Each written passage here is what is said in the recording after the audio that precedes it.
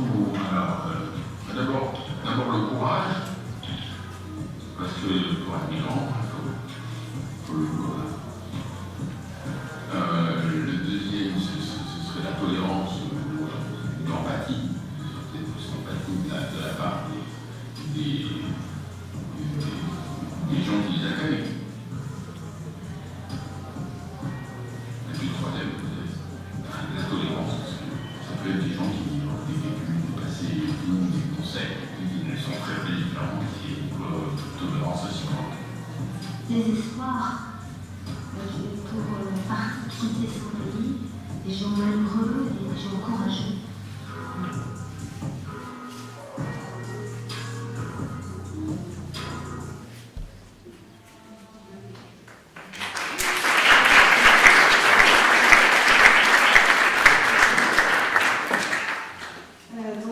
Merci encore une fois d'être tous ici. Je vais me présenter, je suis Clémentine Augier. Je suis élève en 5e année alimentation et santé et je suis responsable du projet Les Foodchips. Donc pour faire l'ouverture, je vais passer la parole à mon responsable de spécialité prévention, alimentation et bénéfices santé, donc Monsieur Dunès.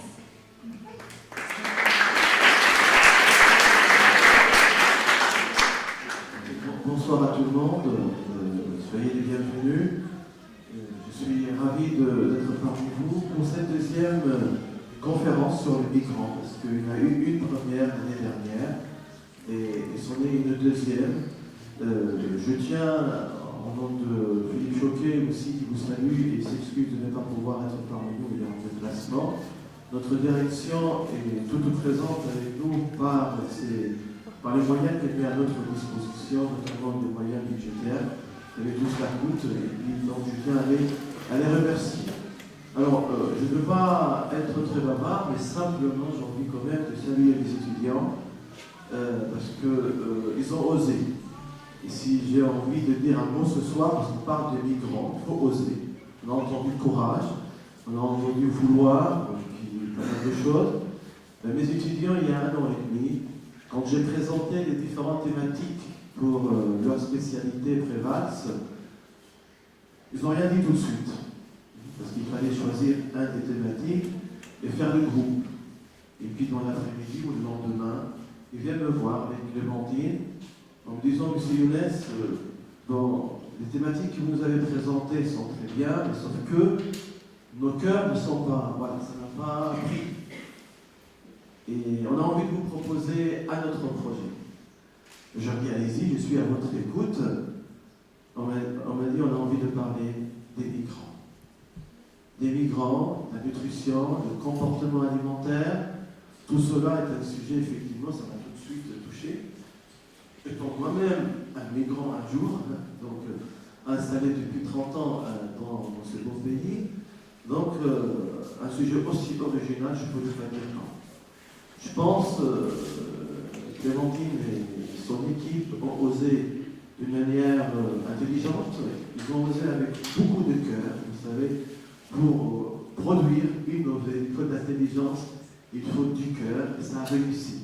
La preuve, nous sommes ce soir aussi nombreux, ça fait un an et demi qu'ils y travaillent, et puis un autre groupe projet s'est lancé cette année dans la continuité, et toujours dans l'innovation, la créativité, et c'est parti pour justement accompagner ces populations qui vont arriver, qui sont arrivées, qui vont peut-être malheureusement encore arriver chez nous, afin de bien les accueillir, et puis de travailler aussi notre regard, parce que tout est une question de perception des choses. Il n'y a pas de choses toutes faites, toutes déterminées. Tout se travaille, tout change, et il faudra changer de regard. Merci d'être venu, et bonne soirée à tous.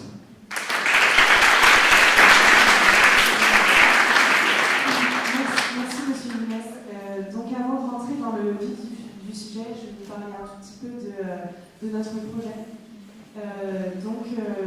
Grâce à l'appui de nos tuteurs, M. Younes et Mme Liner, nous avons réalisé une étude sur les changements de comportement alimentaire des demandeurs d'asile de l'Oise.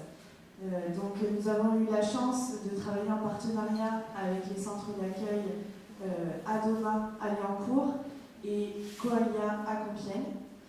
Grâce à l'aide des assistantes sociales, nous avons pu interroger une 60aine de demandeurs d'asile.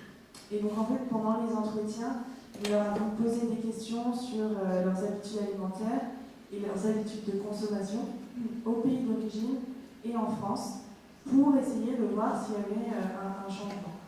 Et donc il est ressorti de notre étude que la qualité de l'alimentation des demandeurs d'asile diminuait à l'arrivée en France, et ce notamment parce que cette population est touchée par une très grande précarité. Donc il faut savoir que les demandeurs d'asile ne reçoivent que 200 € par mois pour une personne seule et hébergée.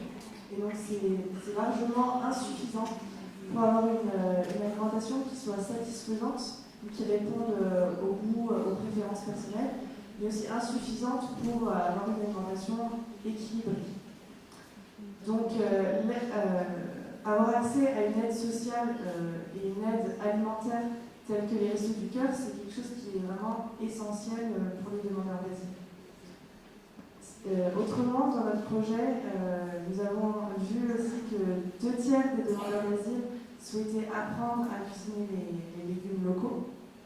Nous avons donc mis en place des ateliers culinaires dans les centres. Et pour cela, on a en fait conçu les ateliers, choisi les légumes et les recettes avec l'aide des demandeurs d'asile pour être au plus près en fait, de leurs besoins et essayer de se rapprocher un peu des saveurs dont ils ont l'habitude. Donc on a par exemple cuisiné un houmous de betterave, on a aussi fait un ragoût de pois chiches au brocoli et au chou-fleur. Voilà. Donc on a vraiment joué sur les épices en fait, pour être proche des saveurs dont ils ont l'habitude. Et ça nous tenait vraiment à cœur en fait, tout au long de notre projet de ne pas être seulement dans une relation d'aide, mais d'échange. Et donc on a essayé d'impliquer au maximum les assistantes sociales et les demandeurs d'asile dans la réflexion du projet et dans la réalisation des ateliers culinaires. Donc ce soir, je parle au nom de mes camarades, mais je pense qu'ils seront tous d'accord avec moi pour dire que ce projet était très riche humainement. Voilà, on a été marqués par les récits qui nous ont été racontés, les projets et les talents des demandeurs d'asile qui ont été, je dirais, gaspillés en fait par la contrainte de fuir leur pays. Mais on a tous ensemble les moyens de donner un avenir meilleur à chacun. Et je crois vraiment qu'on a tous beaucoup à apprendre de nos voisins qui viennent du même village, de l'autre bout du pays ou même d'un autre continent. Et donc ce soir, en fait, cet événement marque l'aboutissement de notre projet et on avait à cœur de partager avec vous un moment d'échange et de solidarité aussi pour apporter un regard neuf sur la migration. Donc voilà, je tiens à remercier Monsieur Younes, Madame Hilner, l'école aussi, Universal, ainsi que l'association ARIB, qui nous ont permis de réaliser notre projet et plus particulièrement cet événement. Donc on va pouvoir commencer la conférence. Et durant cette conférence, il y aura des témoignages de demandeurs d'asile et de réfugiés. Mais avant ça, je vais passer la parole à notre invitée d'honneur, qui est mensuelle, cofondatrice de l'association Talence, dont elle pourra vous parler un petit peu.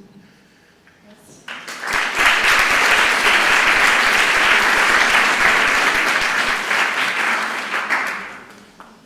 Bonsoir à tous.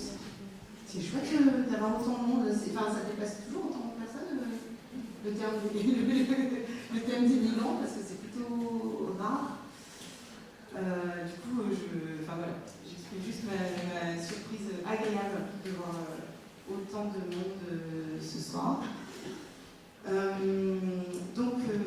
Bonsoir, moi je m'appelle Nan, c'est mon prénom, Lucie Abidu. Voilà. Et je fais donc partie de l'association Terre d'Errance, qui est une toute petite association du Pas-de-Calais,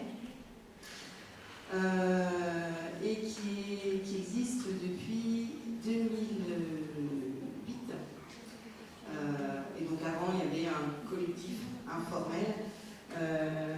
Juste pour l'anecdote, l'association s'est créée, on aurait pu très bien rester en collectif, mais au fait, il y a des membres fondateurs du collectif là, moi j'en étais pas à l'époque, qui ont été convoqués à la sous-préfecture de Béthune. On intervient tout près dans un campement tout près de Béthune. Et le sous-préfet leur a dit qu'il n'avait pas le droit d'aider les migrants. Et qu'en plus ça ne servait à rien de les amener prendre des douches, tout ça, parce que de toute façon dans leur pays ils ne se lavaient pas, donc franchement c'était une perte de temps. Et du coup, autant vous dire que les trois personnes qui étaient là devant le sous-préfet à ce moment-là ont beaucoup regretté de ne pas avoir enregistré en fait, les paroles qui sont complètement illégales, qui tiennent du racisme pour le coup, et qui étaient tenues par un représentant de l'État en fait. C'était le sous-préfet en personne qui leur disait ça. Illégal parce que, raciste parce que voilà, ces gens-là ne se lavent pas chez eux, je ne sais pas comment nommer autre chose, autrement que par racisme ces termes-là. Et illégal parce qu'au fait, oui, vous avez tout à fait le droit d'aider les gens, et ils n'étaient pas eux dans l'illégalité, donc du coup, c'était de la pression. Et au fait, c'est suite à ces pressions-là, et aussi suite à une Xème destruction du campement. Je vais vous expliquer un petit peu après comment ça fonctionne et pourquoi il y a un campement en plein milieu des champs en fait, à le rencontre. Mais suite à une Xème destruction du campement, alors qu'il faisait -8 la nuit, -4 le jour, c'était un 21 décembre, en 2007 du coup, et du coup le campement a été détruit pour protéger les gens du froid. Ce qui, dans les journaux, ça sonne toujours très bien. Sauf qu'en fait, les gens ont été amenés au commissariat, à la police aux frontières, du coup, pendant quelques heures, et ensuite ils ont été lâchés dans la nature. Et du coup, pour se protéger du froid, ils avaient encore moins de couverture, encore moins de bâches, encore moins de rien. Voilà, sauf que ça, c'était pas trop dit dans les journaux. Donc du coup, c'est suite à ces deux événements-là, en fait, que le collectif d'aide, qui était complètement informel, d'habitants du coin, s'est transformé en association, parce que c'était important pour nous qu'il y ait une trace administrative écrite qu'à un moment donné, des citoyens s'étaient mobilisés et sans avoir peur de le faire d'une manière officielle pour aider d'autres gens. Et donc, Terre d'Errance, l'association Terre d'Errance, vient en aide aux gens qu'on appelle les migrants, et pas à Calais, alors dans le Pas-de-Calais, on est dans le Pas-de-Calais, mais pas à Calais même. Vous avez sans doute entendu parler de Calais. de grandes cintres, près de Dunkerque aussi peut-être, qui sont très médiatisées, qui sont des villes très médiatisées, mais au fait, le long des autoroutes qui mènent à Calais et à Grande-Synthe, le long des autoroutes qui mènent au port, et aussi dans les petits ports, au fait, les petits ports du littoral nord, donc à Dieppe, à Cherbourg par exemple, ou à Ouistreham, près de Caen, il y a ce qu'on appelle des jungles, des camps. Le mot jungle, au fait, enfin jungle, on dit avec l'accent français, nous vient directement des exilés. Moi, quand je parle de camp, de camp, ça marche pas. Les exilés me regardent avec des grands ronds, avec des yeux ronds comme ça, je leur dis jungle, et c'est bon, on se comprend, etc. Donc c'est pour ça que je l'utilise aussi. Mais donc il y a des jungles à ces endroits-là, et le long des autoroutes qui mènent à ces endroits-là, il y a aussi des jungles proches, notamment dans le Nord-Pas-de-Calais, proches des stations-service, en fait, pas des aires de repos, mais des aires de service.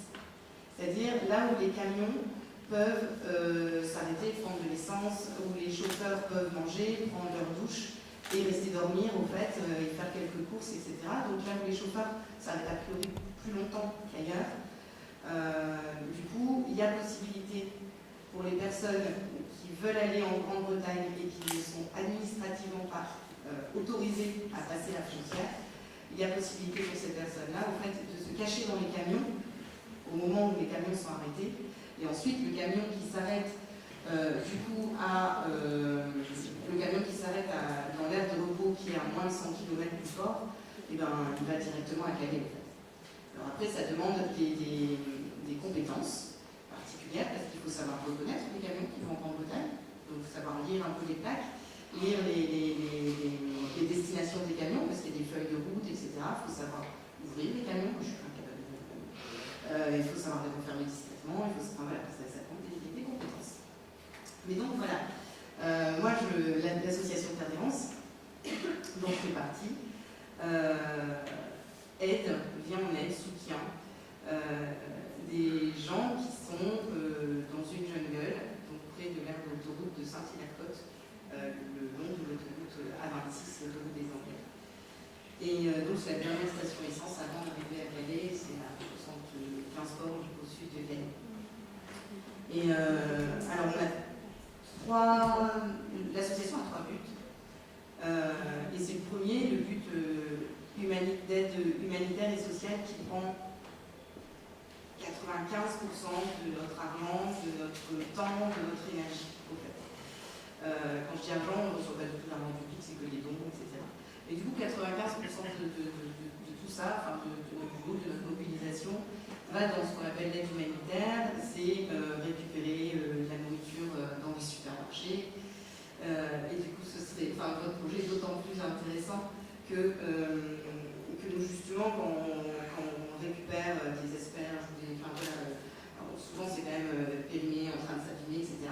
Mais c'est compliqué pour nous de les donner aux exilés, parce que les exilés les regardent comme ça, ils ne savent pas quoi en faire. Du coup, je trouve que le projet justement d'échange de cuisine et d'adapter les cuisines de là-bas ici, de là-bas, je trouve que c'est super intéressant. Du coup, c'est de la nourriture. Nous, on tient aussi, justement pour des questions d'échange et d'autonomie le plus possible des personnes, on tient à... on leur amène la nourriture, qu'on récupère des supermarchés, on les amène faire les courses, parce qu'au fait, nous enfants, c'est un tout petit village, enfin maintenant Cairn, le camp a été détruit, mais c'est pas de ça dont je peux vous parler, au fait, on est vraiment dans une zone rurale. Là, le camp est actuellement dans un village de 400 habitants. Donc il n'y a pas de supermarché, il y a des supermarchés qui passent 7 km. Ça, c'est nous qui faisons ça, en fait, les conduites au supermarché, etc. Voilà, mais en fait, la nourriture arrive telle qu'elle sur le campement. Nous, avec les exilés, on se débrouille, on bricole pour que la nourriture puisse être cuisinée là. Et au fait, comme ça, du coup, les exilés sont plus autonomes, ils ne dépendent pas de nous, on ne fait pas de distribution de nourriture avec les gens à la file où on distribue des choses que, en fait, on a moins bien préparées que, parce que on est distribué pour. Là, par exemple, je parle de ça se passe comme ça à Calais, ou à Grande-Synthe aussi. Mais c'est parce que les conditions sont différentes aussi, que là, les associations n'ont pas trouver en tout cas d'autres moyens que de faire des distributions de nourriture comme ça. Voilà, il faut un jury pour 400 personnes, donc évidemment, lui, il part avec un pays, enfin voilà. Là, ça ne se passe pas du tout comme ça à Nohant-Fonte et à Cairns, dans le campement où Terre d'Errance intervient. On s'occupe des soins aussi. Il y a des soignants bénévoles, médecins, infirmiers, etc., qui viennent soigner les exilés. Et puis sinon, on fait les 25 km aller, 25 km retour pour aller jusqu'à l'hôpital le plus proche. Et puis après, c'est les douches. Toujours au niveau de l'hygiène, imaginez-vous. Enfin voilà, nous, on a malgré toute notre mobilisation, on a les moyens d'organiser une douche par semaine, le vendredi après-midi. Donc du coup, les bénévoles vont sur le campement et amènent les exilés, les femmes dans une ville et les hommes dans une autre ville, au fait, dans les stades de ces villes-là, qui font 5-7 km. Et du coup, les exilés se prennent leur douche dans les vestiaires, en fait. Mais sauf qu'en fait, c'est des douches communes. Du coup, voilà, c'est au niveau du bien, c'est une douche par semaine, et tout nu devant tous les autres qui ne sont pas forcément. Voilà, les exilés ne sont pas forcément des amis. Ils sont dans la même galère à ce moment-là, à cet endroit-là, mais ils n'ont pas forcément envie de se retrouver tout nus à se laver devant les autres. Donc voilà, mais malgré. Enfin voilà. Et pourtant, c'est pas faute de faire des efforts, d'essayer d'organiser les choses au mieux, mais voilà, ça c'est tout ce qu'on peut faire. Mais tout ça, ça nous prend énormément de temps. Le deuxième but de l'association, c'est ce qu'on appelle de la sensibilisation, parce qu'on s'est très vite aperçu, justement peut-être parce qu'on est dans un milieu rural,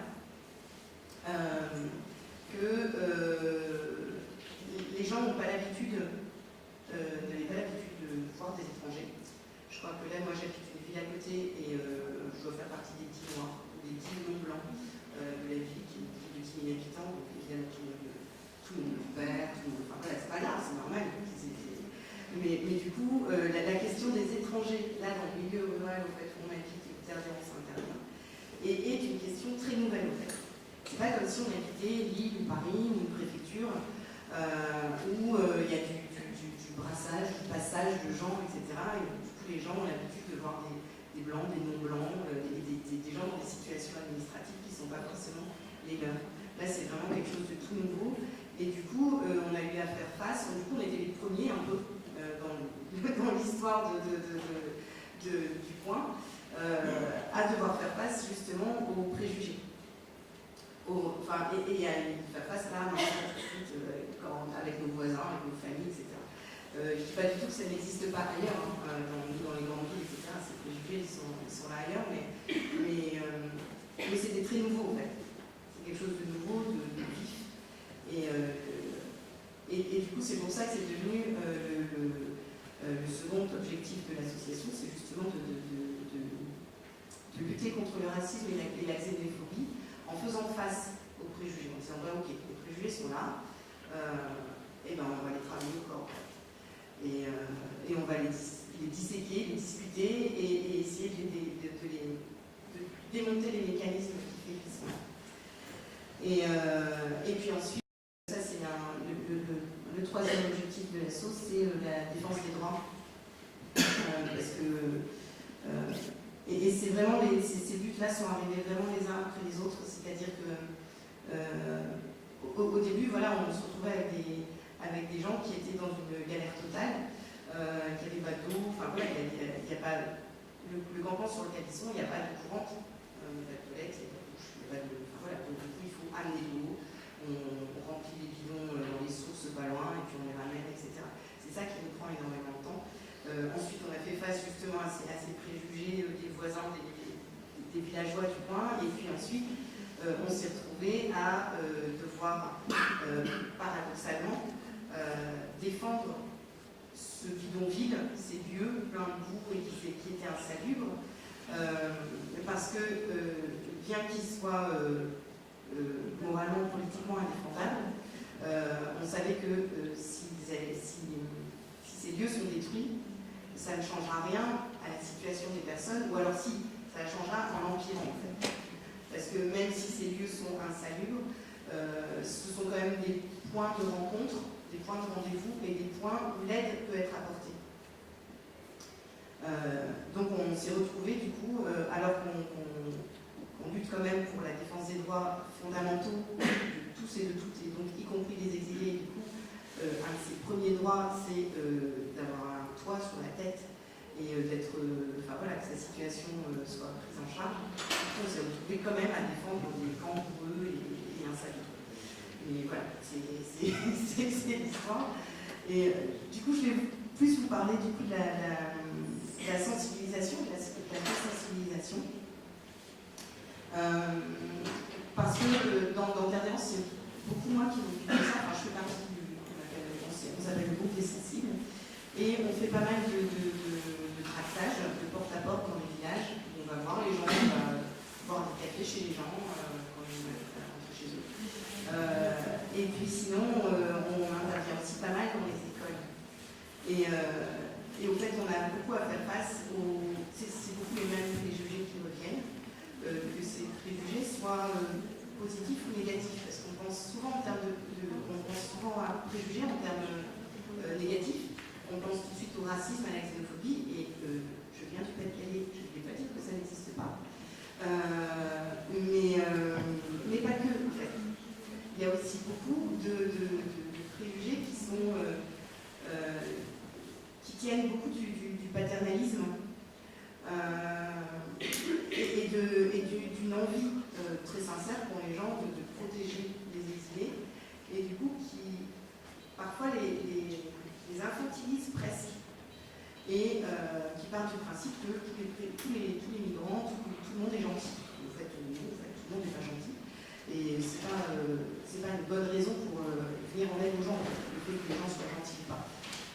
C'est pas ça qui nous motive, et du coup c'est ça aussi qu'on essaie de dire aux gens. Oui, on lutte contre le racisme, mais on ne vient pas dire aux gens tous les migrants sont gentils, parce que c'est faux en fait.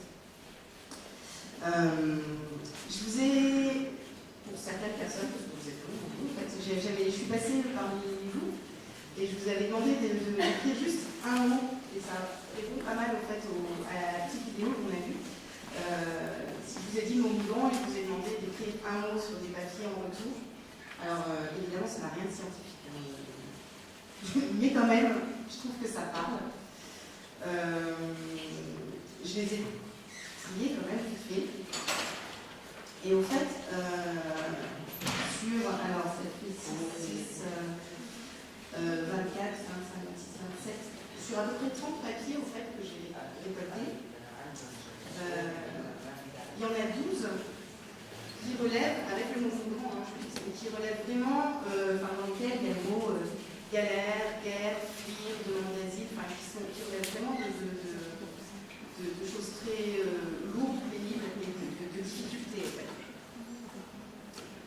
Il y a le mot Calais aussi, pauvreté, mal du pays, fuite, fuir, guerre, voilà. Il y en a 6 qui relèvent plutôt du voyage. Donc là, je vois personne en mouvement, voyage, changer de pays, plage, liberté, loin, voyage aussi. Il y en a 6 autres qui relèvent plutôt de l'échange culturel. Alors, c'était pas cela, il y a le mot solidarité, diversité, cultures différentes, richesse culturelle. Et puis, après, il y en a 3 que j'ai pas réussi à bien classer, mais je ne voudrais pas que c'est absolument pas que j'ai pas vraiment réussi à classer, mais pour moi qui relevait plutôt je sais pas, quelque chose de l'ordre de la... Je sais pas. De la philosophie ou enfin, je sais pas trop en fait. Il y avait le mot obligation. J'avais hésité de mettre avec 8, mais je ne savais pas trop. Il y avait moins peut-être, politique aussi. Et tout ça pour vous dire que je voudrais reconsidérer avec vous le mot migrant.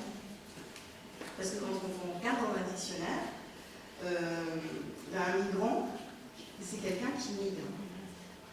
Vous aurez pu dire, vous savez, ça n'a rien à faire des kilomètres pour dire ça, mais n'empêche que c'est quelqu'un qui migre et qui, du coup, qui change de pays, mais pas pour du tourisme en fait.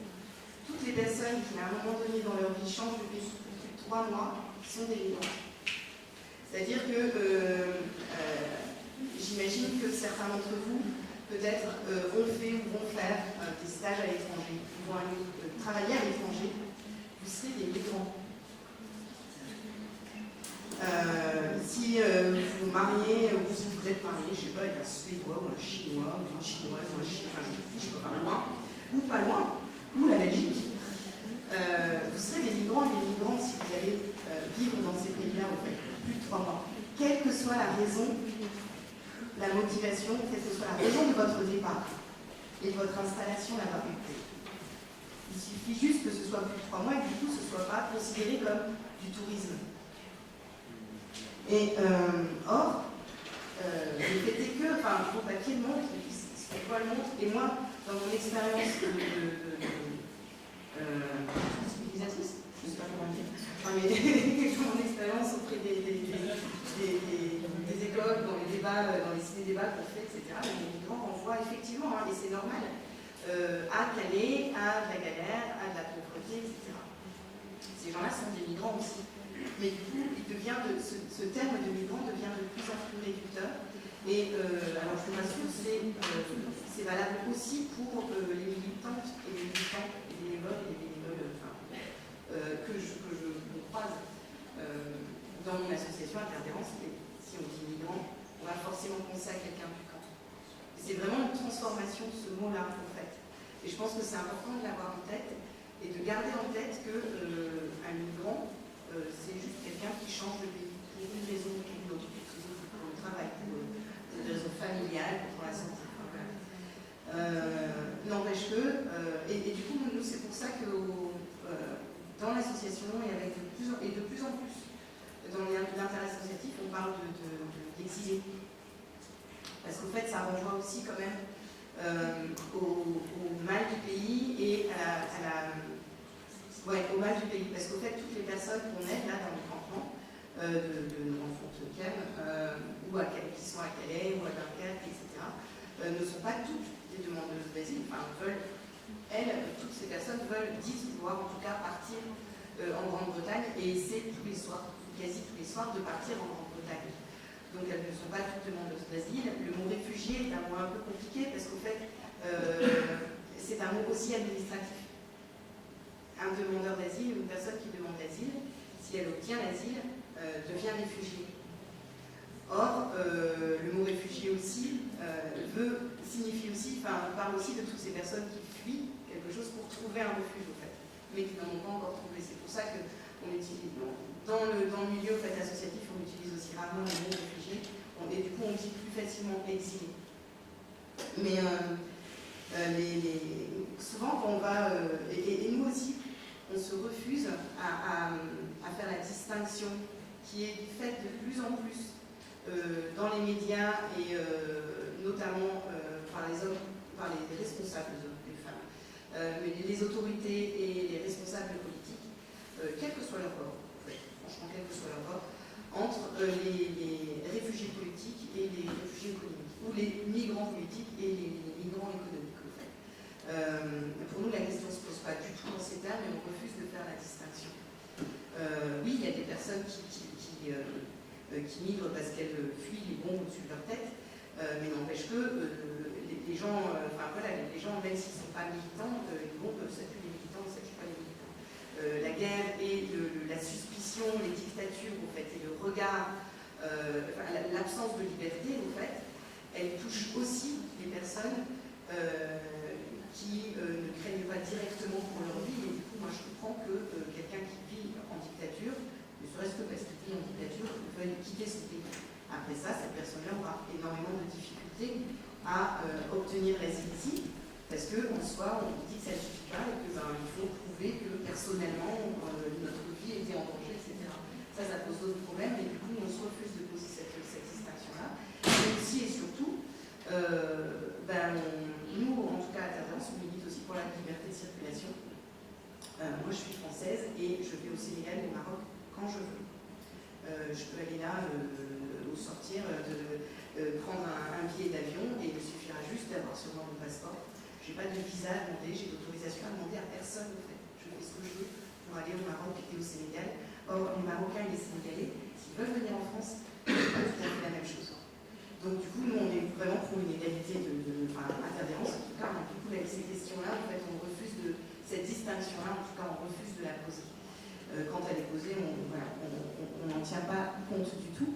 Mais quand on intervient, en fait, dans les écoles, beaucoup, pour nous, c'est très important de justement pas avoir un discours moralisateur, parce que les préjugés, quels qu'ils soient, ils existent. Et du coup, on ne veut pas les lier, poser une couverture dessus en disant c'est pas bien de penser ça, ou c'est bien de penser ça. Par contre, on doit y faire face et les décortiquer. Du coup, on passe pas mal par des questions anonymes, et ça marche vraiment bien. Que ce soit dans les ciné-débats, ou que ce soit, je veux dire, quel que soit l'âge des gens avec qui on discute, que ce soit en milieu scolaire, ça marche vraiment pas mal parce que du coup, ça nous permet de parler vraiment de ce qui intéresse les gens qu'on a en face de nous. Et puis de faire ressortir au fait des thématiques. Et souvent, quand même, c'est les mêmes thématiques qui ressortent, c'est-à-dire que la majorité, ça se passe quand je dis question anonyme pour être clair, hein, du coup, en général, avant la rencontre, si c'est en milieu scolaire ou sinon c'est tout au début de la rencontre, on demande aux gens d'écrire sur un papier soit une question, pas tout à fait des mots, mais soit une question, soit une remarque, parce qu'on leur dit aussi, peut-être que vous n'avez pas de question, peut-être que vous avez par contre quelque chose à dire, et du coup on leur demande d'écrire une question ou une remarque, et puis après on les lit ensemble, donc du coup c'est de manière anonyme, parce que le but c'est pas de savoir qui pense quoi.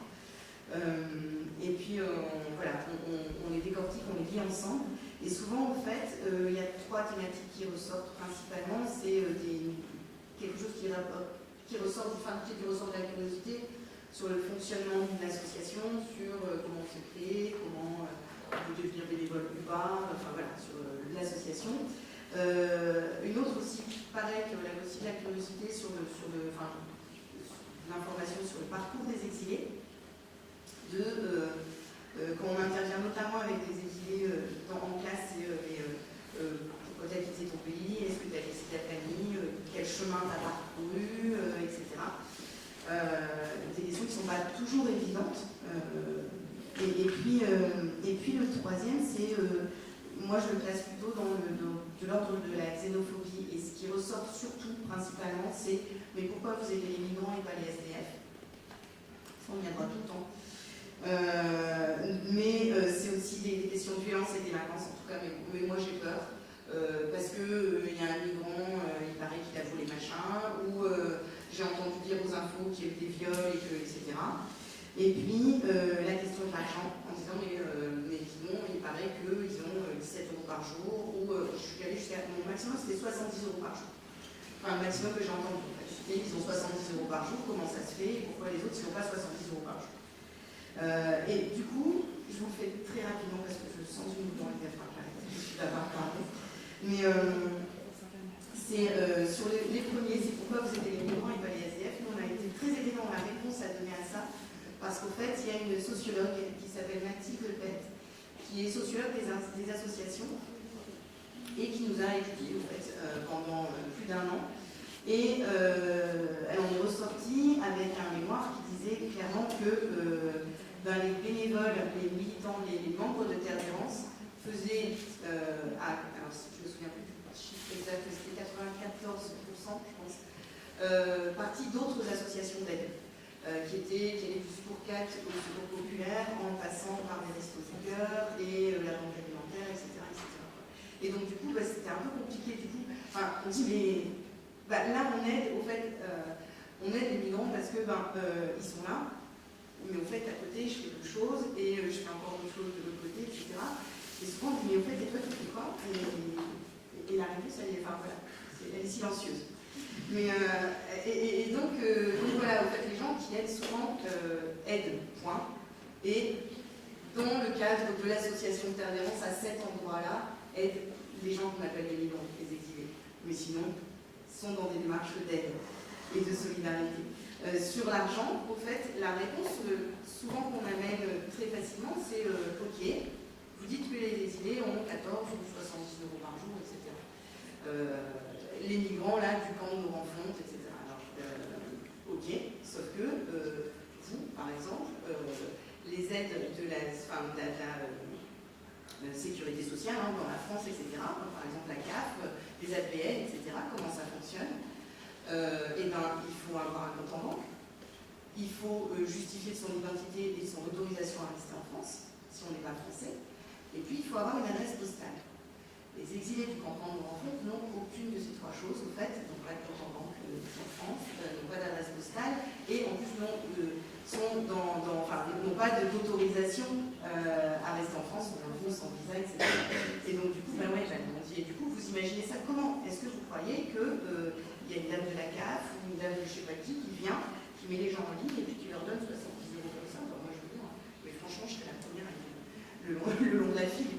Et du coup, voilà, les gens du coup comprennent que c'est pas possible, et parce qu'il y a aussi la confusion qui est faite entre les exilés en transit, les migrants, c'est à la fois les sans-papiers, les réfugiés, les demandeurs d'asile, etc. Et que dans certaines conditions, par exemple, tu l'as très bien dit tout à l'heure, les demandeurs d'asile peuvent avoir une aide, mais elle est ridicule. Tu l'as dit tout à l'heure, voilà, c'est pas une aide qui permet de rouler en PL, etc.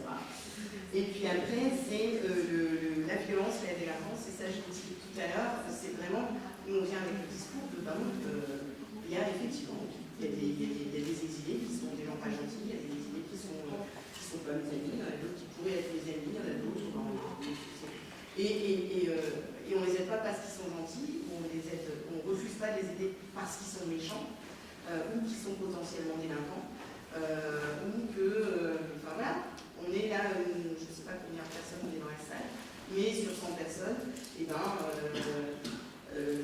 oui, il y a potentiellement des délinquants, et oui, il y a potentiellement des voleurs, et oui, il y a etc. Ça ne les empêche pas d'être des victimes des politiques migratoires, et ça ne les empêche pas d'être là, actuellement, dans une précarité telle qu'ils ont un besoin d'aide, en fait. Voilà, et que nous, la question de est-ce que tu es gentil ou pas avant de t'aider, elle ne se pose pas. Merci, non.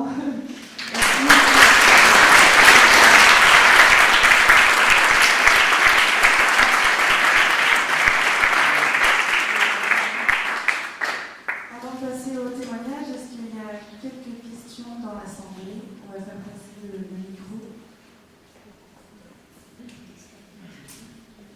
C'est toujours difficile la première question.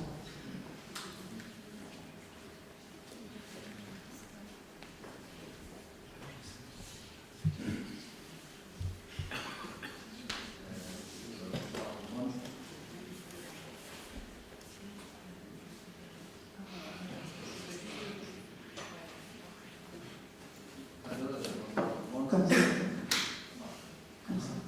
Vraiment de ça. Oui, bonsoir à tout le monde. Je m'appelle Martin. En fait, j'ai une question à poser à madame. Ma question est, je viens d'entendre ce que vous disiez tout à l'heure, les immigrants qui étaient, par exemple, quittés la France, ils n'ont pas l'autorisation de rester en France, parce qu'ils ont quitté le pays. Et là, certains fortement regardent contre moi, par exemple, en Belgique, il y a la guerre. Et des fois, je vois, par exemple, à Calais, c'est qu'on vient de dire, il y a tout le temps des forces de l'autre qui sont des immigrants, ou bien à avant qu'ils ne pas continuer l'immigration après des pays comme Angleterre ou des pays. Et là, je demande si, par exemple, c'est les autorités françaises, par exemple, qui empêchent à sortir, ou bien c'est d'autres, comment dire, les autres autorités qui arrivent, qui appliquent, qui pas, ils immigrent là-bas pour aller en France. En fait, c'est toute la question de l'hypocrisie administrative, et notamment de l'hypocrisie autant de la Grande-Bretagne que de la France. Moi, tous les préfets et sous-préfets que j'ai vus passer disaient tous, enfin, pas les sous-préfets, les préfets du Pas-de-Calais et les préfets que j'ai vus passer, en disant, ont tous dit, eh ben, je suis le seul préfet, je suis la seule préfète, dont le rôle c'est d'empêcher les exilés qui n'ont pas de papier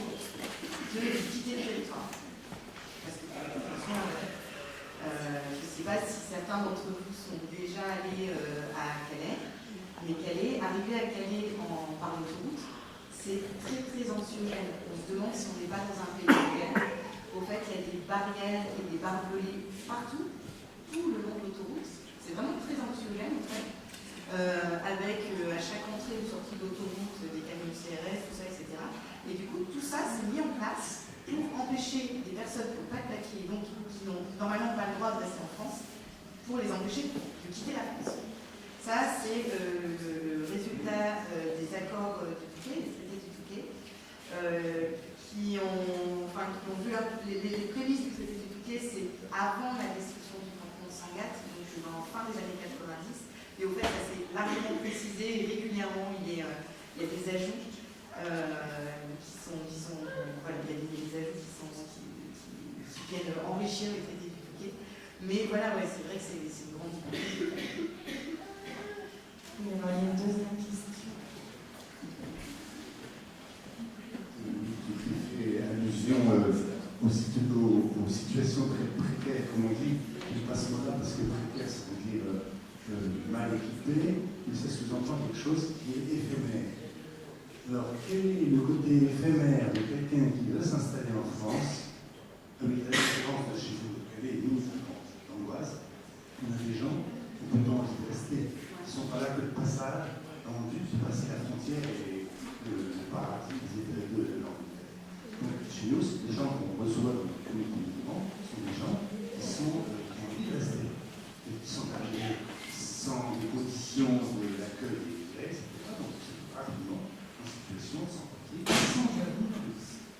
Alors, ce qui se passe, c'est que c'est une situation qui peut durer longtemps, et se pas envoyer dans les charters de retour. Donc, nous, on s'efforce de les équiper de retour de force. Par contre, le travail est forcément un travail perdant, puisqu'on sait bien qu'on est en contradiction avec la politique nationale, qui veut dire non doucement, pas trop d'étrangers, on va réguler, on va. Et donc, on a des gens qui sont en dehors de la démarche CADA, demande d'asile, etc., dans des conditions légales, et qui sont en dehors. Et ben, on a le sentiment de secourir des gens qui sont illégaux, peut-être nous-mêmes d'ailleurs dans l'illégalité. Et ça, sans avenir, sans solution. Ce sont des solutions, des démonstrations, c'est pas normal, c'est aussi mal accueillant, malveillant avec ces gens qui sont sur le trottoir. Je ne sais pas si vous savez, mais il y a tous les premiers samedis, ce qu'on appelle l'heure de silence.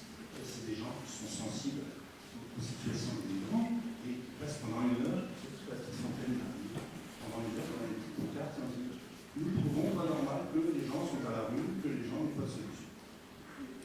Mais ça s'arrête là. C'est un acte de solidarité. Non, c'est que politiquement, administrativement, c'est que ça fait un passe. Je ne veux pas être pessimiste.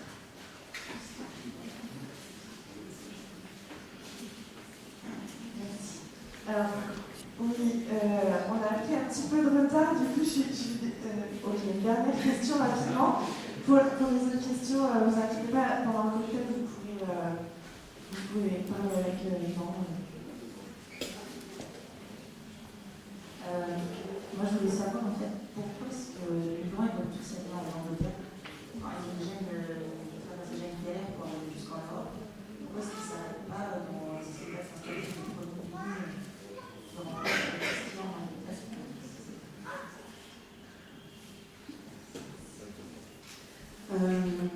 Alors, ils ne veulent pas tous aller en Angleterre. Et justement, parce qu'il y en a qui, comme tu le disais, c'est pas un sens. Et parce que moi, je viens de loin, mais si vous avez après envie de la curiosité ou envie de vous rapprocher d'une asso du coin, ben, on est là à Beauvais, de Vinci, qui est là.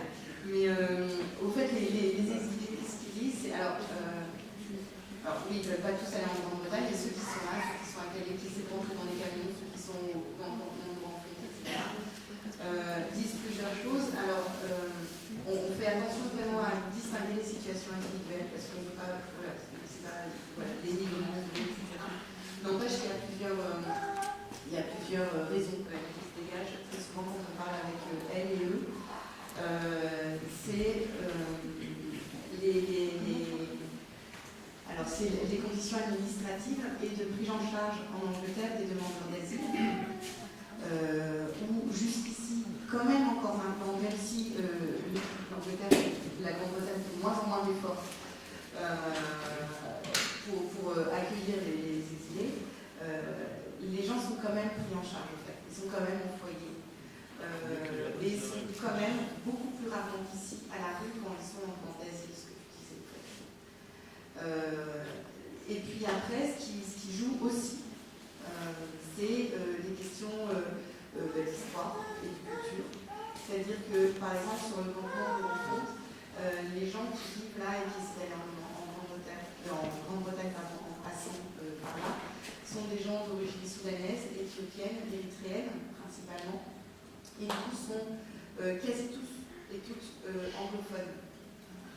Et du coup ils se disent, je suis à 100 bornes de la Grande-Bretagne, ça vaut peut-être le coup que j'essaie encore et encore, plutôt que de perdre ici 1 année, 2 années, etc., à apprendre une autre langue. En fait. Il y a cette raison-là, il y a des raisons pour les mêmes choses, en fait, parce que quand je parle d'histoire, je parle d'occupation, de colonies, de mise sous tutelle de pays par d'autres, etc. La Grande-Bretagne et ces pays-là dont je parle ont été colonisés par d'abord l'Italie, puis après la fin de la Seconde Guerre mondiale, par la Grande-Bretagne, et du coup, il y a des langues, il y a des équivalences de diplômes aussi. Et puis il y a des familles.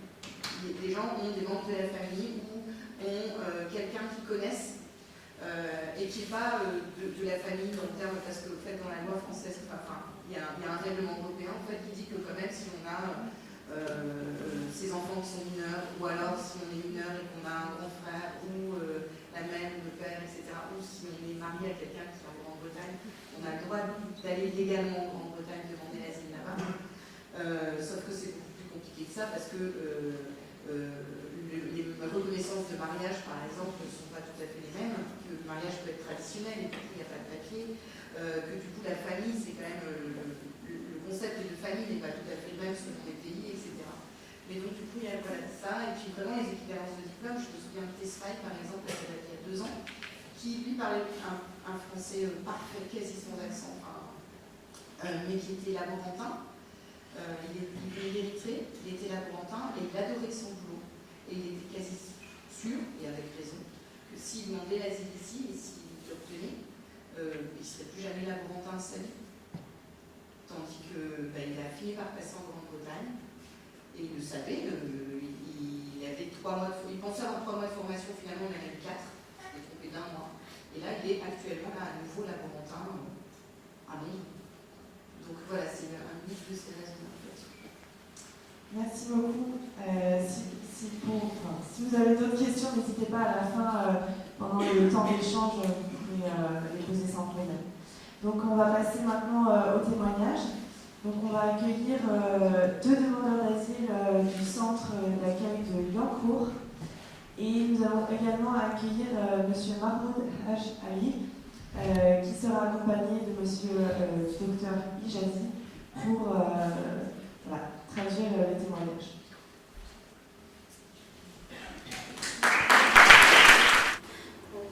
Avant de venir en France, je pensais pas de venir en France avant. Mais a priori, avant de venir en France, je savais que la France n'était pas facile à vivre. Parce que je voyais dans les médias et à travers les réseaux sociaux. Donc, mes a priori, avant, non, je ne pensais pas que la France était facile à vivre, comme pensent certaines personnes peut-être. Mais je savais qu'une chose reste claire, la France est un pays des droits de l'homme. Et la France, et si j'ai insisté pour rester là et demander l'asile, c'est parce que j'ai des persécutions dans mon pays qui m'ont fait venir ici en France et demander l'asile. Et les raisons qui ont fait que je demandais l'asile ici, d'abord, c'est la liberté. Parce que je ne me sentais pas en liberté. J'étais mariée à l'âge de 14 ans. En plus de ça, c'est la sécurité que j'ai trouvée en France, contrairement à chez moi en Guinée. Quatrièmement, c'est la loi que j'ai trouvée en France, la justice pour tous, pour les pauvres et pour les riches. Par contre, c'est nous, il n'y a pas de justice. Il y a la justice, mais la justice, c'est pour les riches. Quand un pauvre, un riche, c'est toujours, par la justice, c'est toujours celle qui a l'argent qui a raison. C'est moi, c'est la corruption, c'est l'argent qui parle. Et vous tous, vous savez, quand l'argent parle, la vérité c'est fait. C'est nous, il n'y a pas de sécurité. L'autorité qui est censée de nous sécuriser, c'est eux qui nous persécutent, c'est eux qui nous font du mal. On n'est pas autorisé à faire quoi que ce soit. Par exemple, moi je suis née dans une famille très coutumière, très traditionnaliste. Tu n'es pas censé à faire de quoi que ce soit. Ici en France, à partir de 18 ans, c'est toi qui décides de faire. C'est toi qui décides. Mais c'est nous, tu n'as pas le choix, même si tu as 40 ans, même si tu as 50 ans, c'est pas toi. Il faut que tu suis ce que ta famille te dise, tu es obligé. Donc si j'ai demandé l'asile en France, c'est juste pour ma sécurité et pour ma liberté surtout parce que ça me vaut plus que de l'or, ça me vaut plus que du diamant, ça me vaut plus que du tout. C'est me sentais, depuis que je suis venue ici, mes a priori quand même, je vais dire, je n'ai pas ressenti par exemple du racisme, sauf par certaines personnes, ce que j'ai pu entendre, la différence entre la France et ici. Ici, ce n'est pas tout le monde qui parle de Dieu. Parce qu'une fois à la gare d'Amiens, et lorsque je suis venue nouvellement, j'ai demandé à 3 ados de m'aider à téléphoner au 115. Et ils ont refusé, mais en fait, il y avait quelqu'un qui voulait m'aider, mais dès que j'ai annoncé, excuse-moi, s'il te plaît, fais à cause de Dieu, là, c'est tout gassé. Il a dit, putain, dégage! Dieu, dégage! Ils ont refusé catégoriquement. Et moi, je venais nouvellement, je ne connaissais pas, parce que c'est nous là-bas, tout le monde est croyant. Même si tu ne pratiques pas, tout le monde est croyant. Voilà, ça s'est passé comme ça, mais d'autres parents non. Voilà, mais tout ce qui reste là, aujourd'hui je suis là. Je ne sais pas si je vais avoir mes papiers ou non, mais je remercie la France pour tout ce qu'ils m'ont fait. Parce que moi, grâce à la France, je suis en vie encore, parce que j'ai tenté à m'expliquer plusieurs fois. Mais la France, l'aide qui est en France, c'est énorme. La France m'a donné le goût de vivre. Et pour ça, je remercie la France. L'Est du cœur, Secours populaire, Secours catholique, toutes les associations, mon assistante qui est là, tous les éducatrices. Enfin, je vous remercie.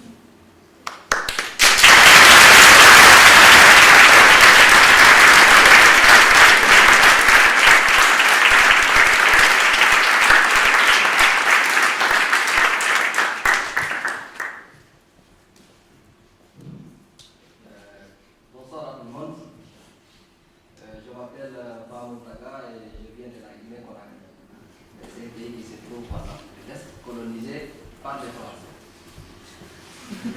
Merci pour cette colonisation. Et du coup, vraiment, je pense qu'aujourd'hui, j'ai une chance parmi les certains immigrants qui sont passés là où j'ai passé, qui n'ont pas eu cette chance. Je suis vraiment très content d'être devant cette beau visage, beau regard, des gens vraiment que je n'ai jamais vu dans ma vie. Et aujourd'hui, vraiment, je suis devant vous pour vraiment témoigner, et notamment pourquoi je suis venu en France et qu'est-ce que la France, qu'est-ce que j'ai vu de la France depuis que je suis venu ici en France. Voilà, je suis un demandeur d'asile, notamment fui de mon pays pour des persécutions politiques. Comme vous savez, notamment en Afrique, on parle toujours de la démocratie, mais ça n'a jamais abouti de la démocratie. Voilà, je suis menacé, ma vie est en danger dans mon pays, je suis menacé et découvert. Je fuis mon pays notamment pour chercher la protection, pour vivre ma vie, je pense que l'être humain d'abord c'est de vivre, c'est avoir la vie. Avant que je vienne en France, notamment, je sais que la France est un pays qui a, c'est un pays, colonial, c'est un pays qui a vraiment une grande nation. L'histoire de la France, notamment, on fait ça dans notre école, on lit de l'histoire de la France, par exemple, le pays qui nous a colonisés. Je sais que c'est un pays colonial. Notamment, je sais encore c'est un pays qui n'est pas encore facile à vivre parce qu'aujourd'hui, on ne peut pas dire que tout le monde sait ce qui s'est passé dans ce monde, mais quand même, on peut dire 85% des gens voient la télé, écoutent la radio et les différentes formations. Et on peut vraiment, le monde est devenu maintenant médiatisé. Et, par exemple, je peux rester ici en France, je sais ce qui se passe à Ville ou bien quelqu'un peut rester à Ville et peut comprendre ce qui se passe en France. À travers les médias, et vraiment, j'ai fait les médias fait excellent boulot. Je sais que la France, notamment, ce n'est pas un pays que je peux avoir l'Eldorado. Parce que la vie est une vie. Chacun, par exemple, essaie juste de vivre sa vie en toute sécurité, en toute tranquillité. Vivre avec sa famille en toute sécurité, en toute tranquillité, je pense que c'est la meilleure vie d'un être humain en tant qu'un homme conscient. C'est de vivre avec sa famille. Mais malheureusement pour moi, je n'ai pas encore eu cette chance de continuer ma vie, de continuer de vivre avec ma famille que j'aime, que j'ai continué à aimer de toute ma vie. Et notamment, j'ai fui le pays depuis en 2015. Je suis venu en France le 4 juin 2015. J'ai été vraiment un immigrant qui a eu la chance d'être sauvé dans cette mer Méditerranée avec des gens, notamment des gens qui sont gentils, des gens qui considèrent un être humain, c'est un être humain. Parce que c'est un peu fou de prendre cette route de désert sans aucun rendez-vous avec quelqu'un, vient, on va dire, voilà, la route est comme ça. Il rentre dans un pick-up, on ne sait même pas où il doit aller. Et là, je suis sauvé 3 jours dans le désert. Je suis venu notamment en Libye immédiatement. C'est l'insécurité totale. Donc, et obligatoirement, les gens qui nous ont accueillis en Libye, c'est des gens qui vraiment qui sont fait beaucoup de mal aux gens innocents, beaucoup de personnes, des femmes, des enfants, des adultes, des gens qui sont impitoyables envers un être humain. Immédiatement, obligatoirement, il faut tenter de la mer, parce qu'une fois que je suis rentré à Libye, tu n'as pas question d'être retourné à voir là où tu passes, c'est impossible. La route est tout devant et tu continues tout devant, parce que la route est plus difficile, je vous dis, est plus difficile que de rentrer de la mer Méditerranée et tenter ta vie si tu es mort, ok, si tu es vivant, et voilà, avec de la chance. Et je remercie ces gens qui m'ont sauvé en pleine minuit dans cette mer Méditerranée. Alors que nos bateaux avaient déjà de l'eau partout, c'est avec notre fil qu'on chouait l'eau pour essayer d'avoir là où tu peux t'asseoir. Voilà, aujourd'hui, je suis en France, notamment lorsque je suis venu en Italie. Je me suis dit, peut-être à venir en France, je peux m'expliquer en français des choses qui m'ont arrivé, mais en Italie, je ne parle pas anglais, je ne parle pas notamment la langue italienne, c'est très difficile pour moi de rester en Italie. Et Dieu merci, je suis venu en France en 2015, le 4 juillet 2015, et jusqu'à présent, je suis en France, et Dieu merci. J'ai eu notamment de nombreuses aides avec les autorités françaises, que je remercie infiniment. Je remercie à toutes les associations aujourd'hui que je suis passé, notamment à Autre Monde, que j'ai fait de formation gratuitement, comme de la restauration, comme de cuisine ou bien le nettoyage. Alors qu'ils m'ont fait ça gratuitement, j'ai des attestations de ça et j'ai des souvenirs pour moi. Et je remercie encore notamment à Adoma, l'association Adoma, qui m'ont accepté de me loger dans ce foyer d'Adoma, à Lyon-Courantini. Et je remercie à toutes les associations vraiment qui sont là pour être immigrants, parce que vraiment c'est des gens qui ont besoin de nous, nous besoin d'aide. Et du coup, voilà, je remercie tout le monde. Franchement, et je souhaite un jour que la France m'accorde sa protection. Je prie au bon Dieu que la paix soit dans ce monde et partout, la paix soit en France et partout dans le monde. Voilà, je remercie à tous mes frères, à tout le monde, à toutes les associations, à toutes les personnes qui m'ont aidé. Et tout vraiment, je remercie ma assistante sociale qui est là, ma directrice de CADA, Madame Ingrid, et tout le monde, je remercie infiniment, toutes les associations, toute l'administration française. Je vous remercie.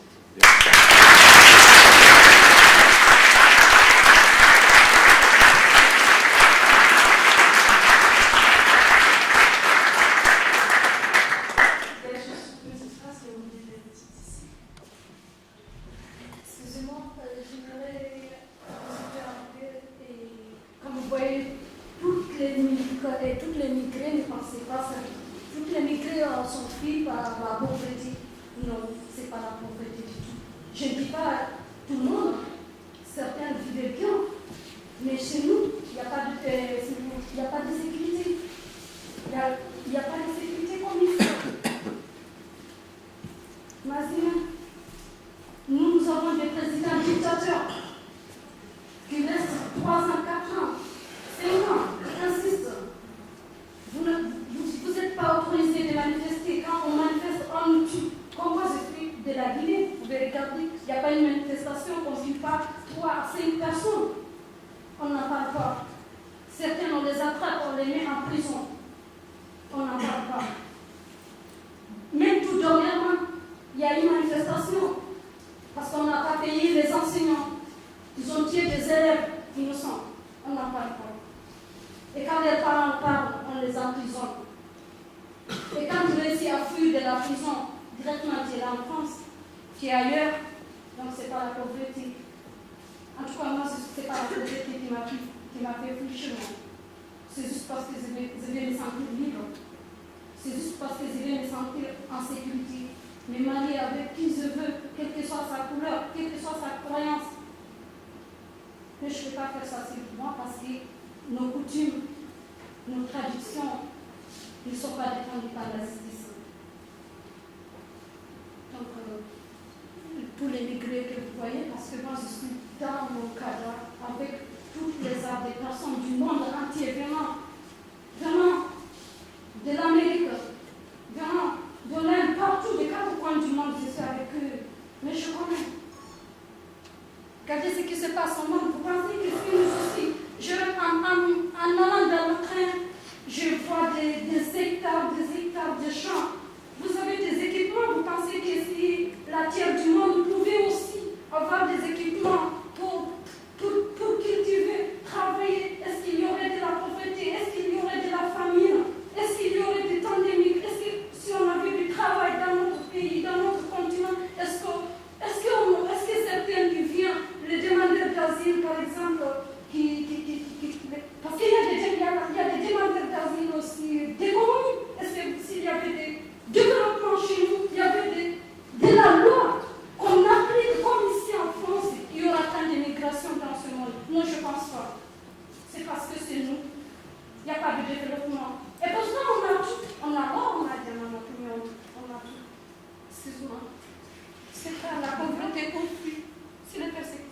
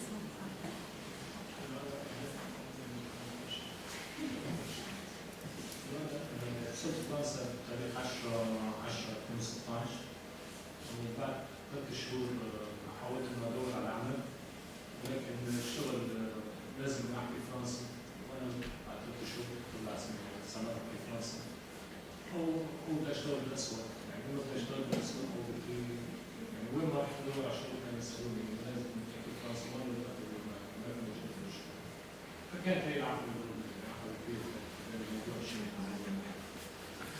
Depuis son arrivée en France, son intérêt majeur c'était trouver un travail. Pour le travail, à chaque fois, on lui demande de son niveau de français, qui était, bon, à 3 mois, quand il a commencé, il était nul, il est toujours, c'est pour lui. Donc à Alban, il n'a pas progressé beaucoup, il cherchait partout, on lui a proposé du travail du noir, mais il a persisté, il a voulu trouver un travail parce que pour lui c'est ça, c'est sa valeur.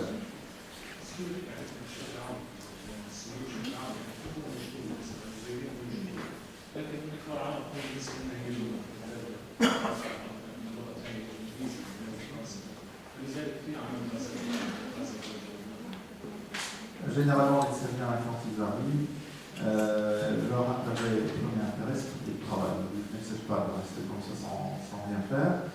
La barrière, c'est toujours une question de la langue. Surtout que même ceux qui sont allés à l'école deuxième langue en Syrie actuellement, c'est l'anglais. Entre parenthèses, moi, malgré l'histoire avec c'est pas la communication en France avec le mandat France et évidemment un monde devient un pays francophone, mais actuellement, depuis une trentaine d'années, la deuxième langue c'est l'anglais, surtout à l'école, tous les élèves qui préfèrent l'anglais. Donc le barrière de la langue reste toujours le plus gênant.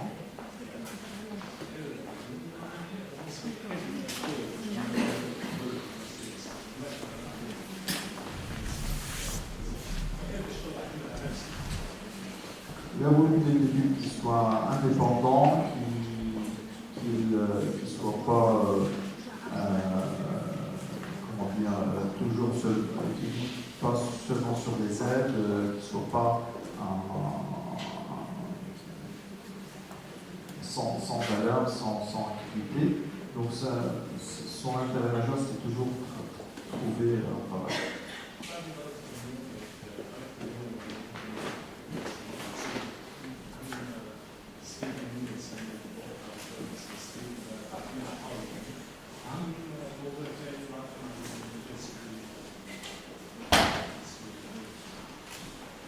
L'idée c'était trouver un camion pour faire des places à gain, donc dans le marché, avec un double intérêt financier, mais en même temps un peu culturel, pour avoir affaire aux gens, leur présenter la cuisine syrienne. En français de mon côté, il vient d'Alep, il est très connu par la cuisine d'Alep. Lui, il est maigre, mais d'habitude, les gens d'Alep mangent.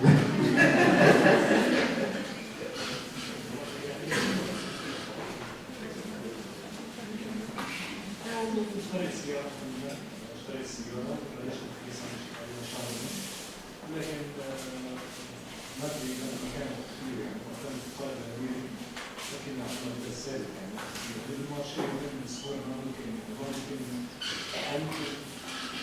ممكن اوقع شوي يعني نروح اسبوع اشتغل بسيط في مكان مثلا ثالث اظن بيصير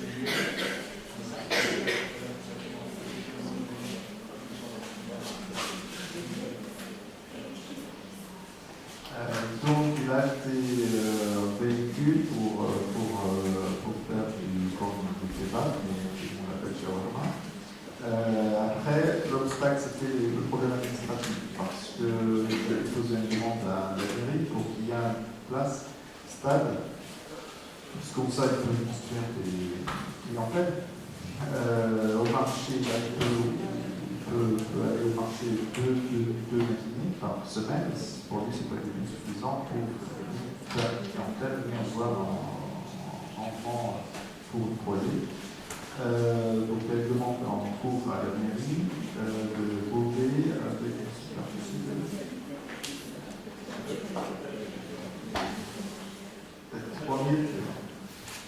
3300 km² de la superficie de Beauvais. Il espère pouvoir louer quelques carrés pour son véhicule. Et en endroit stable, comme ça il peut progresser.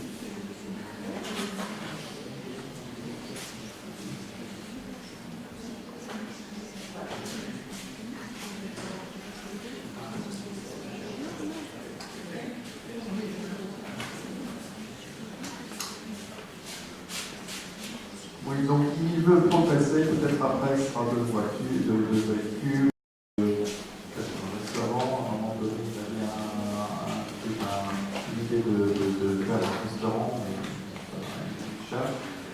il cherche toujours à se développer. Il y a le barrière de la langue, parfois les barrières administratives, mais il espère toujours pouvoir s'installer et faire.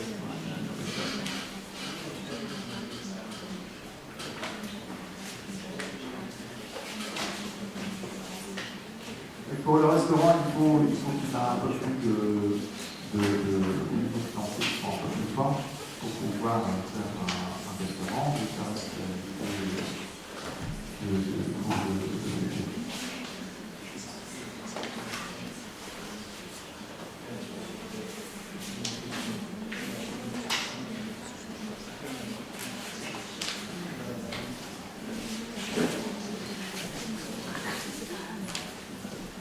il y a eu un interview avec un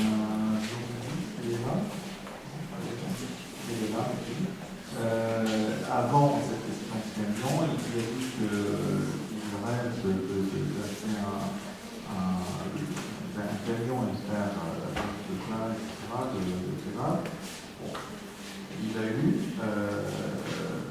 et là, peut-être c'est l'occasion là de parler de son rêve d'avoir un restaurant et de le voir.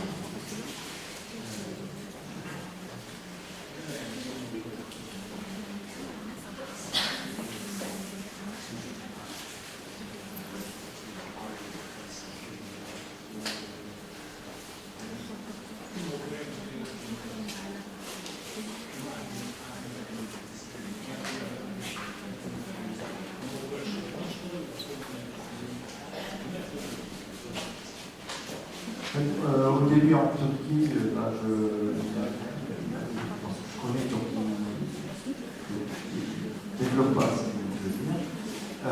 En Turquie, dès le début, quand il est sorti, en Turquie, il a commencé à trouver un travail, il a travaillé. Le problème, c'était tous les problèmes de santé, surtout de sa fille, où en Turquie, c'était bloqué, il n'arrive pas à trouver le traitement adapté. Donc, à l'époque, il est venu en France pour sa fille. Là, c'est fait, mais il continue à. C'est-à-dire que le côté économique, c'était pas d'entrer en France. En même temps, c'est une question de santé, mais il a actuellement des aides, mais il ne va pas lâcher, il va continuer à trouver du travail ou à faire soit les camions de kebab, soit à terme un restaurant. Oui, et ça, vous allez voir.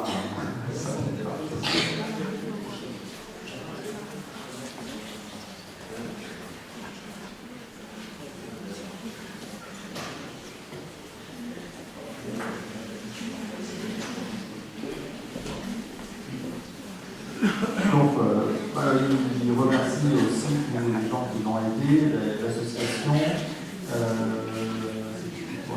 C'est pas à demain, c'était le COAGA, l'association COAGA, l'assistance sociale qui l'a aidé, l'État français et tous les.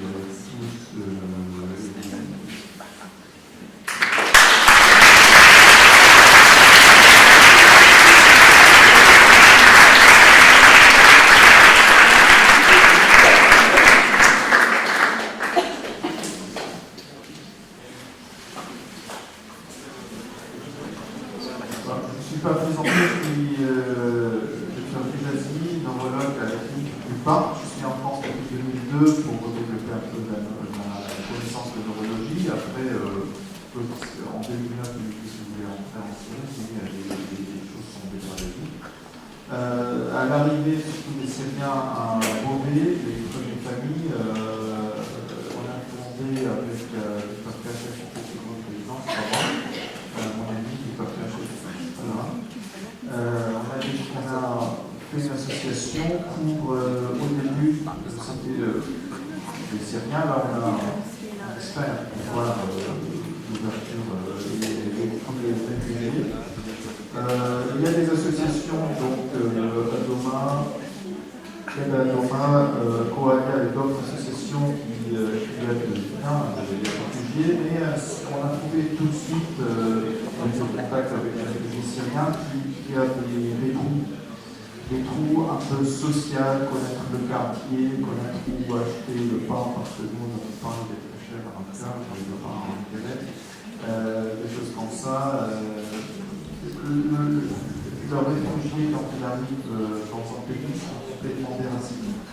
C'était très bien que les associations qui allaient dans les démarches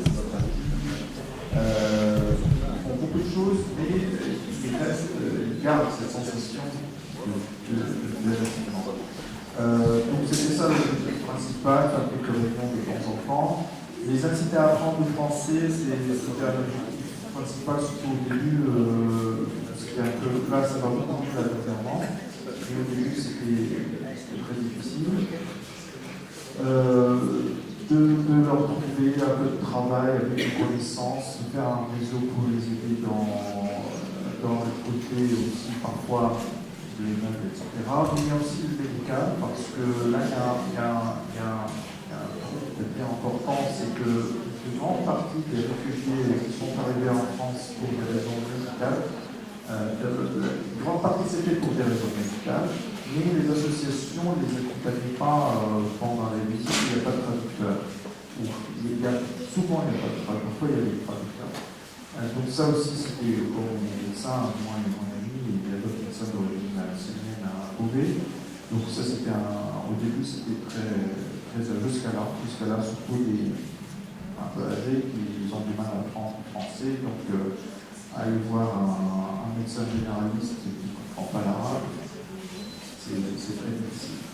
On a des idées, malheureusement, on n'a pas le temps. Il y a Mazen ici, Mazen Kimoula, qui est avec nous, un chercheur ici, qui est avec nous dans l'association. Lui, il est très occupé, nous aussi. Donc on aimerait avoir, je ne peux pas parler surtout les jeunes qui ont cette attention, de développer quelque chose de plus, vraiment de travail un peu plus associatif, vraiment plus ouvert pour les autres nationalités. Là, l'idée, je pense que prochainement on va fixer les dates, c'est faire des séances où on parle de la loi. Parce que la grande différence, comme Madame a évoqué tout à l'heure, c'est on vient des pays où la notion de loi n'est pas très claire. La loi, c'est seulement pour opprimer les gens, c'est pas pour. C'est le ressenti d'un Syrien normal. La loi, c'est pas pour développer les choses, c'est une impression en plus, parce que c'est l'époque et les faibles qui subissent les conséquences, c'est pas les riches, c'est pas les responsables. Donc c'est quoi la loi de l'État? C'est-à-dire qu'est-ce que ça veut dire département, qu'est-ce que ça veut dire mairie, qu'est-ce que ça veut dire, etc. Ce sont des choses très spontanées, très chez le français. La loi de travail, la majorité des Syriens, surtout les hommes, travaillent au noir actuellement. Ils ne savent pas que c'est vraiment noir, les conséquences, qu'est-ce qu'ils perdent, etc. Loi de la famille, on a des habitudes qui sont très différentes, là aussi, le lien avec les enfants, les droits, etc., la protection des enfants, la relation entre l'homme et la femme dans la famille, ça aussi, d'autres sujets qu'on peut développer. plus le français. Actuellement, le Pôle emploi, depuis quelques mois seulement, elle a commencé à donner des cours de français, c'est bien, mais ça va finir, alors que je pense que leur niveau va rester relativement, ainsi que beaucoup de travail. Voilà pour le projet. Je vous remercie beaucoup.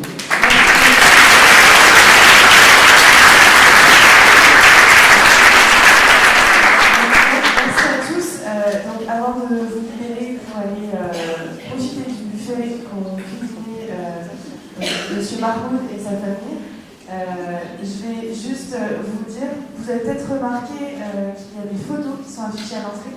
Donc en fait, on a lancé un concours photo au sein de l'école, et donc les étudiants ont participé sur le thème de « C'est à ce moment-là que je me suis sentie loin de chez moi ». Donc vous pouvez voter pour la photo que vous préférez dans la petite boîte à lettres qui est juste à côté. Et les prix et les gagnants seront annoncés la semaine prochaine sur notre événement Facebook et puis par email. Voilà, merci à tous.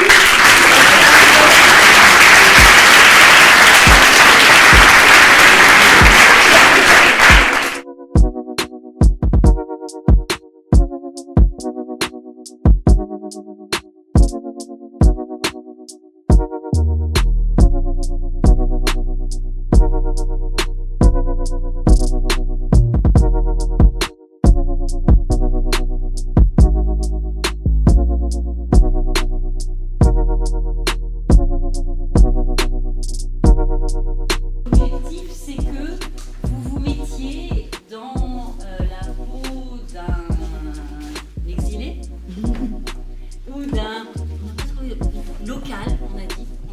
On n'a pas trouvé autochtone, ou d'un autochtone, voilà, oui, voilà, on n'avait pas trouvé le terme, mais celui-là est effectivement. Et que vous essayez de réfléchir à la co-construction d'un projet entre un exilé et un autochtone.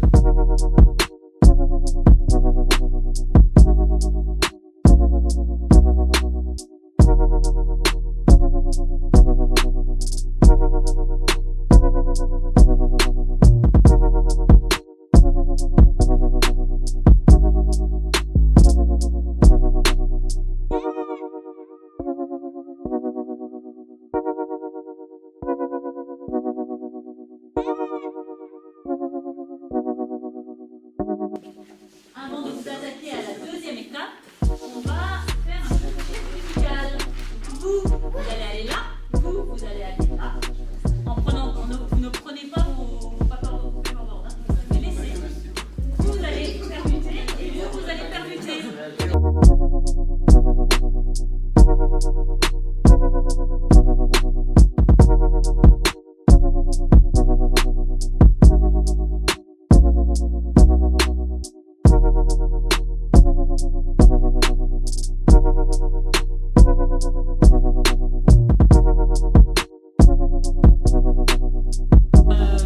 Exilé. Vous permutez comme ça. Se rend compte qu'elle est blessée, veut la soigner, l'emmène chez elle, découvre qu'elle est bolivienne et à la rue, elle s'appelle Juanita, a quitté son pays pour le Brésil, elle a besoin d'aide.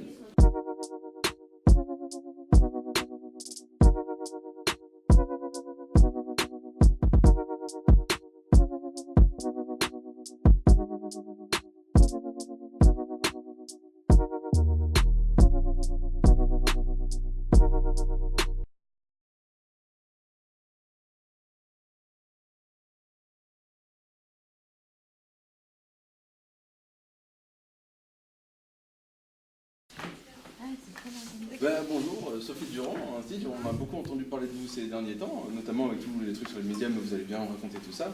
Qu'est-ce qui s'est passé? Quel a été le début de tout ce projet, tout cet engouement qu'il y a autour des migrants chez vous? Écoutez, moi je suis institutrice depuis 3 ans pour l'éducation nationale française. Et il s'est avéré qu'il y avait un petit garçon de ma classe qui était toujours en retrait et qui n'arrivait pas à s'intégrer au niveau de ses camarades. Et du coup, j'ai appelé ses parents et puis j'ai voulu clarifier la situation de cet enfant avec eux. Et il s'avérait qu'ils étaient assez stressés en ce moment parce qu'ils allaient être expulsés. de la France. Et du coup, l'enfant ne voyait plus l'intérêt de s'intégrer à sa classe parce que dans tous les cas, ça ne servait à rien de s'attacher aux enfants parce qu'il allait être expulsé. Donc, qu'avez-vous fait pour remédier à ça? On entend beaucoup parler de vous. Expliquez-nous.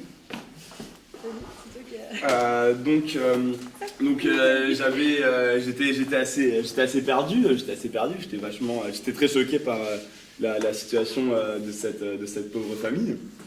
La première chose qui m'est venue à l'esprit, ça a été de mon aspect protecteur, ça a été d'un peu prendre sous mon aile cette famille, cet enfant.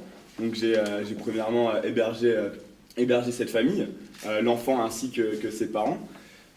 Ensuite, j'ai été touché par leur témoignage. Donc j'ai tout de suite décidé de contacter les élus locaux, les préfets du département, pour que cette histoire prenne de l'ampleur.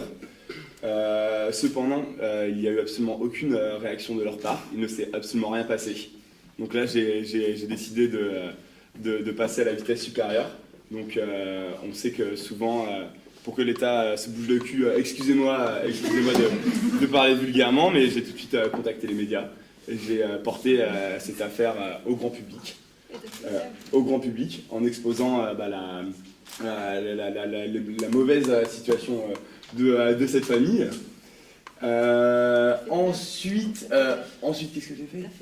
Ah oui, et donc nous avons décidé avec mes collègues de faire une grève générale. Ouais. On a décidé de plus donner cours aux enfants de la France si les enfants de nos pays voisins ne pouvaient pas jouir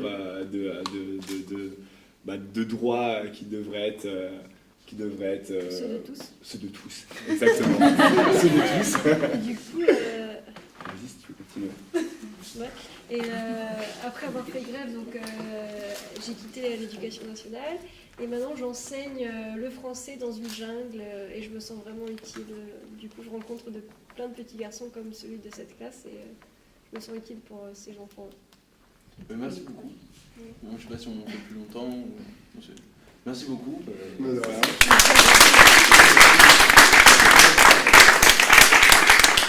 Bonjour Hassan. Je crois que vous êtes étudiant infirmier, c'est ça? Est-ce que ça a toujours été une vocation pour vous de devenir infirmier? Ah oui, alors depuis très jeune, j'ai toujours voulu devenir médecin. Moi, je viens de Somalie et je faisais des études en médecine dès que j'ai pu. Par contre, j'ai dû quitter mon pays parce que c'était compliqué pour mon futur métier. La qualité des études me plaisait moyen et c'était surtout aussi par rapport à la sécurité. Alors c'est pour ça que j'ai décidé de quitter mon pays pour faire de meilleures études ailleurs. Sauf que bon, après sur le trajet, c'était beaucoup plus compliqué que prévu. J'ai eu des conditions très difficiles et je suis arrivé en Sicile, donc d'abord en Italie, vraiment très épuisé et déshydraté, etc. On était tout un groupe de migrants. J'avais plus aucun sou sur moi. Donc c'était vraiment un départ difficile en Europe. Cependant, j'ai quand même réussi à atteindre la France, où j'ai pu continuer. Par contre, c'était le problème de la langue qui était difficile, parce que donc moi je parle anglais. Et du coup, est-ce qu'il y a des gens durant votre trajet qui vous ont aidé pour pouvoir justement avancer? Oui, ça a été plein de gens différents. Notamment en Italie, c'est plein de familles ou de bénévoles et choses comme ça qui nous aidaient à avancer dans notre voyage. Après, quand je suis arrivé en France, c'est surtout les pompiers en premier qui nous ont aidés parce que j'avais un camarade qui était vraiment en mal en point et on a réussi à contacter les pompiers. Et là, avec tout un autre groupe de migrants, donc on est allé à l'hôpital, on nous a pris en charge, etc. J'ai pu rencontrer des associations et une assistante sociale qui ont pu m'aider à orienter mon avenir. Et donc ils m'ont inscrit en GADA et avec tous mes GADA. Et avec tous mes camarades de GADA, avec plusieurs camarades, on nous a dit d'aller en Allemagne. C'était le mieux pour mes études, sachant qu'en Allemagne, ils parlent pas trop mal en anglais, donc moi ça m'arrangeait. Et on m'a dit que le gouvernement, il faisait des choses pour nous apprendre à parler l'allemand et que la formation pour tout ce qui était médecine était vraiment bien. Donc c'est pour ça que j'ai été d'accord pour partir en Allemagne. Et donc là, par contre, les débuts c'était difficile, il a fallu que je travaille au black, puis après trouver des petits boulots pendant 3 ans, parce que avant, si on ne travaille pas plus de 3 ans, on ne peut pas avoir un visa en Allemagne. Donc ça m'a permis de faire ma demande de visa et de faire des petites économies pour reprendre mes études, mais d'abord en infirmier, parce que chirurgien c'est beaucoup. Et généralement, quand on veut être médecin, c'est qu'on a vraiment envie d'être proche des autres, d'avoir une relation way d'aide. Est-ce que toutes les rencontres que vous avez faites lors de votre voyage, elles vous ont conforté, ou est-ce qu'au contraire, toutes les souffrances que vous avez vues et vécues vous ont finalement fait un peu peur pour la suite de votre métier? Non, après, c'est vraiment grâce à beaucoup de gens que j'ai pu m'en sortir. Alors forcément, j'ai connu de l'injustice, etc. Mais justement, moi, c'est ce que j'aime pas, l'injustice, l'inégalité, etc. Et par exemple, la situation dans mon pays où beaucoup de gens manquent de soins, etc. C'est des choses qui me révoltent et qui me motivent plus qu'autre chose. Et grâce à toutes les aides que j'ai eues sur mon chemin, ça me réconforte et me dit que je peux faire partie de ces personnes qui aident les gens. Très bien, merci beaucoup, Arrête. De rien. Alors bonjour Anna Maria, donc, vous êtes brésilienne et il vous est arrivé une sacrée histoire. Vous vous promeniez dans la rue, il semble. Oui, Ouais. et en fait j'ai vu une bagarre entre plusieurs femmes d'un bidonville et il y en a vu une qui était très blessée, enfin qui était gravement blessée. Du coup je l'ai ramenée chez moi parce que j'étais médecin. Du coup j'ai pu la soigner. Et c'est comme ça que j'ai essayé de l'aider, d'aller dans une association qui a essayé d'améliorer les droits, la condition des femmes dans les bidonvilles. Et j'ai lutté pour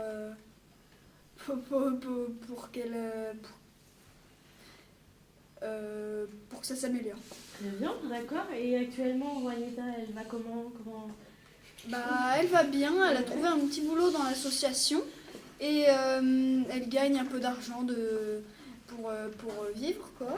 Et elle va bien. D'accord. Et votre relation depuis votre rencontre On est devenus amis et ça se passe très bien. Ouais, d'accord. Et elle souhaite rester au Brésil Oui, elle se sent bien au Brésil, elle pense pas y aller. On va pas partir. Très bien, ok. Je pense qu'on a fait un petit tour. On avait fait le tour. Je pense que... Ouais, hein. Oui. C'est tout bon. Merci beaucoup, Anna Maria. Tu es devenue la coqueluche des jeunes grâce à ton blog. Oui. Alors, est-ce que tu peux nous raconter ta merveilleuse aventure? Comment tu en es arrivée à créer ce blog? Parce que ton histoire est vraiment exceptionnelle. Donc, est-ce que tu peux nous expliquer un petit peu ton parcours, d'où tu viens, et qu'est-ce que tu as fait? Alors moi, je venais d'une famille agricole, mais je n'avais plus de famille puisque j'étais orpheline. Et il y avait une invasion islamite et du coup, je voulais fuir mon pays. Tu étais où, s'il te plaît? J'étais en Tunisie. J'étais lycéenne à l'époque. Enfin, je le suis toujours. Et du coup, j'ai voulu aller en France parce que j'avais de la famille là-bas. J'ai un oncle qui est là-bas, mais je ne savais pas où il habitait. Du coup, je suis venue en France en camion, sûrement. Je suis venue en France et je suis arrivée à Paris. Enfin, déjà, non, je ne suis pas arrivée à Paris tout de suite. Je suis arrivée en Italie. Puis j'ai fait du stop et je suis arrivée jusqu'au Jura. Là, j'ai rencontré des gens super, comme quoi il y a de l'aide partout, qui m'ont appris à faire du comté. Donc des fermiers. Des fermiers. Donc, puis que ça tu me rappelait. connaissais, du coup, ouais. Non, je les connaissais pas, mais j'ai été. Le monde agricole, ça t'a rappelé le monde oui, agricole. voilà, ça m'a rappelé le monde agricole, ça m'a fait plaisir. Et puis j'ai vu les vaches. Et moi, j'ai toujours voulu être vétérinaire, donc j'étais pleine d'espoir, quoi. Donc je suis arrivée. Donc j'ai passé 3 semaines avec ces fermiers, puis je leur ai parlé de mon rêve d'aller à Paris rejoindre mon oncle, et mon billet, le billet de train pour arriver à Paris. Et puis là-bas, je me suis rendu compte que je ne savais pas du tout où il habitait, mon oncle, et que Paris c'était très très grand.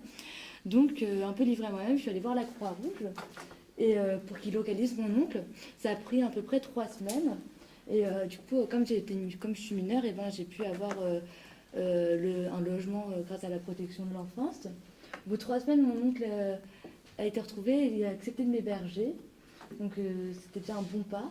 Et en plus, durant ces 3 semaines, j'ai fait des démarches pour demander l'asile. Donc une fois que mon oncle a été retrouvé, je me suis inscrite dans le même lycée que ma cousine. Ça me rassurait un peu d'être avec quelqu'un que je connaissais. Et puis j'ai ouvert un blog pour raconter à toutes les jeunes femmes que c'était possible et qu'il fallait se battre pour y arriver. Et du coup, ça m'a... Et puis tu parles aussi sur ton blog d'un petit boulot, il me semble, que tu Oui, que tu fais. alors je fais du dog-sitting du coup parce que je veux être vétérinaire. Du coup, le soir, après les cours, pour aider mon oncle, je promène les chiens dans le quartier. Ça me fait découvrir la ville. Voilà. Et grâce à ce blog, j'ai aussi retrouvé mes amis jurassiens. On va aller au salon de l'agriculture bientôt ensemble, donc c'est vraiment... je suis heureuse, quoi. Il y a plein de belles choses qui m'arrivent au final. Ah bah, c'est super. Ah bah oui, Ravi hein. pour toi. Merci, Fatma.